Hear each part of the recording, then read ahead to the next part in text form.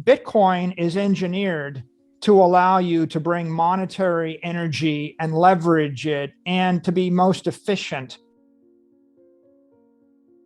If you have all your money in a bank account and it's in US dollars, you're losing 15, 20, 25% of your value a year. But if it's in pesos in Argentina, you're losing like 40% of your value a year. And if it's in Venezuelan bolivar, you're losing 95%, right? They're literally getting bled every week. It's like the government shows up and says, you could be the best investor in the game. You're still going to go out. You're still going to be out. If you're in an economy with hyperinflation, it's the same as getting bled to death. And so in an economy like Venezuela or Nigeria, Zimbabwe, or most of Africa, that's a currency collapse, which is like you're on life support on a ventilator. There is no investment strategy or business strategy that will save you, right? You're in deep trouble.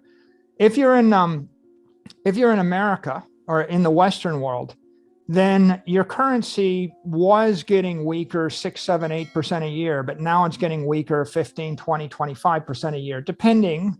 We can debate back and forth what the inflation rate, but the reason it's hard to pin down inflation is because if you want to sleep in your parents' basement and watch Netflix and order pizza, the inflation rate's not that high.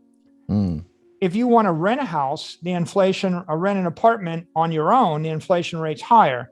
If you want to buy a house, the inflation rate is 25%.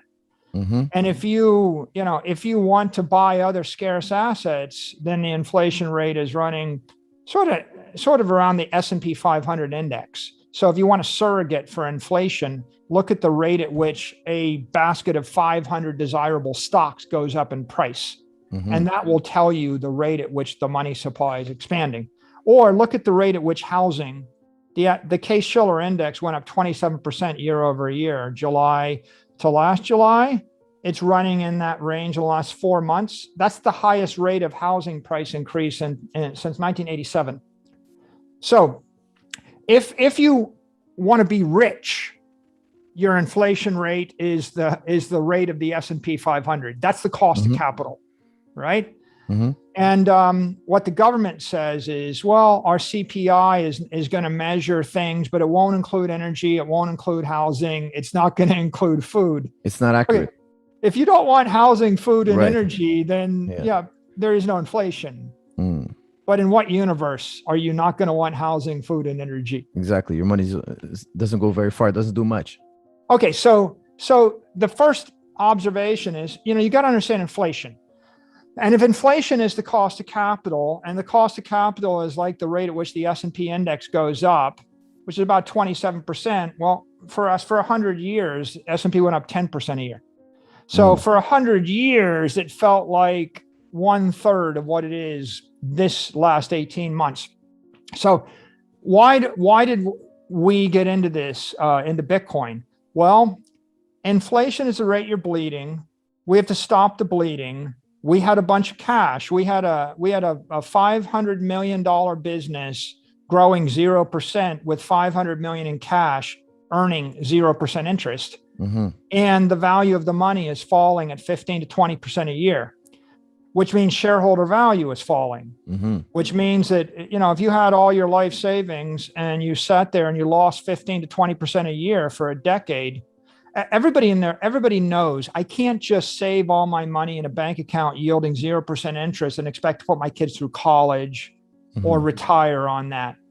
In a decade, your money would get cut in half 2 or 3 times in value, right? So what's the strategy? You got to stop the bleeding. Now, what is stopping the bleeding economically? It means convert your currency into property that the government cannot debase.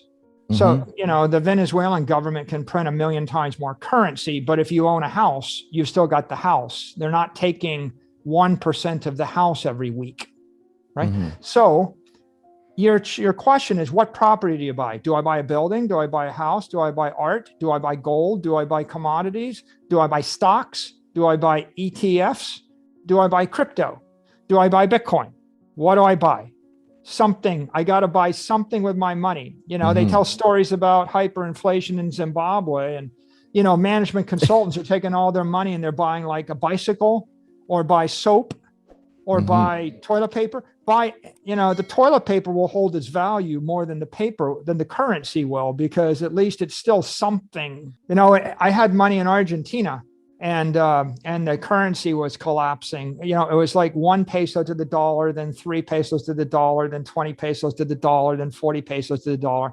Now it's like 190 pesos to the dollar on the black market. And my lawyers and finance guys came into my office. They said, well, we got all this money. We got $1 million. I said, well, can we wire it out of the country? I said, no. I said, can we buy gold with it and carry the gold through the airport? No. I said, okay, well, can you just go buy a yacht and sail it to the Caribbean? They looked at me like I was out of my mind. But, like a yacht, a boat is also property. Yeah, of course. Okay, so now why Bitcoin? Well, if you put your money in a boat, the maintenance cost is 10%. The boat might sink. It's expensive. If I buy a house, I got to paint it. It might burn down. There's leakage. There's property tax. It's expensive. It's expensive to maintain. If I buy gold, well, gold is losing 2% of its value a year because gold miners keep producing more gold. So in 30 years, your gold's worth half as much as it was, and then another half, then another half. So gold is gradually losing its value, but it's very hard to move around, and nobody wants to rent your gold. Okay, at least if you buy a building, someone might rent it. If you buy a car, someone might want to use it. You might want to charter a boat, but you can't charter your gold.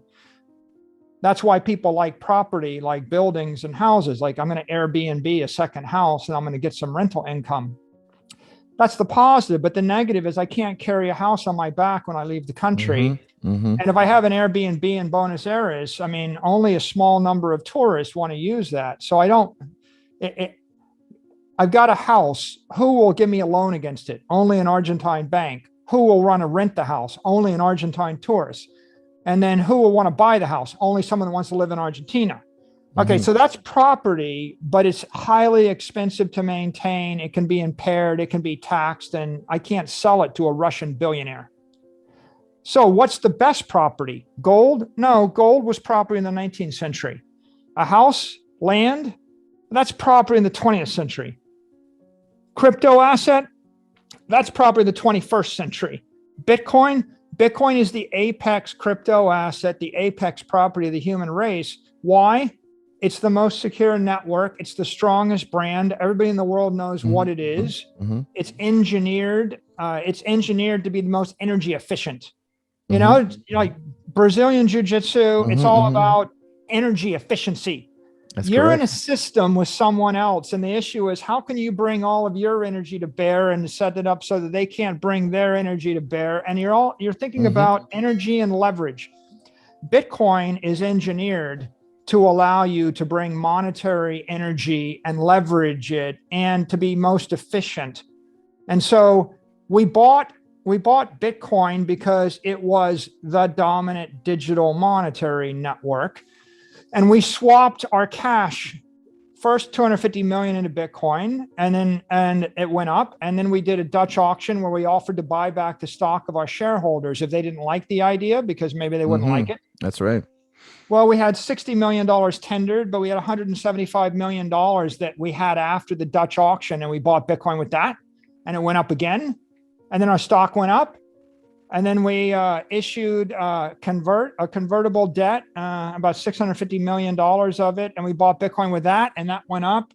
And then amazing, our stock went up again. And so we kept buying Bitcoin, and we bought